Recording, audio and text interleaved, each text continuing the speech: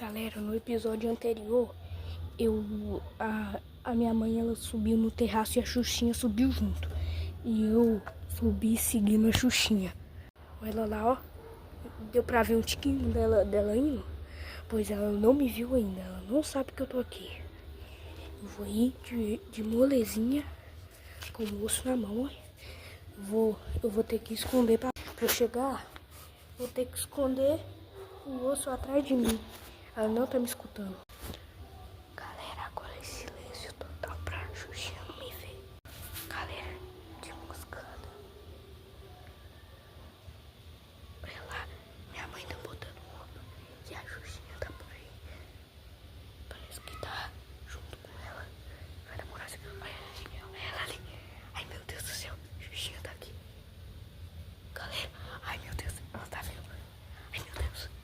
Meu Deus do céu, essa foi por pouco. Deixa eu descer um tiquinho. Ai. Descendo na moscada. Ela não me viu ainda, galera. Foi por pouco, quase que ela me viu ali, velho. Que isso? Tem que ser bem na moscada mesmo, galera. Olha só. Ai, ela me viu. Não me viu, não. Nossa senhora, eu tava na frente dela. Como é que ela não me viu? Que isso, galera? Ela não me viu. Pra aproveitar que ela tá aí de moleza no água. E bora. Bora agora, galera. Xuxinha não tá me vendo. E eu vou ficar aqui, ó.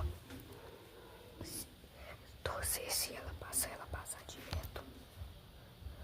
Viu? Foi bem na mocada que eu vim. E nada dela me ver. Isso é bom demais. E o osso? Nem precisei esconder, ela não me viu. Putz, nossa, escutaram isso? A Xuxinha, ela vai descer.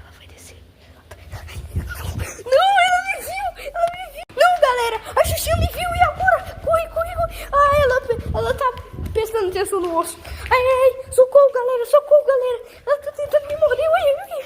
Galera, socorro. Vai, corre. Ai, galera. Nossa, eu caí. Gente, deixa eu não... Ai, meu Deus do céu. Eu caí e ela tá me mordendo. Socorro. Levantei rápido. Ah, mas ela tá atrás de mim. Ai.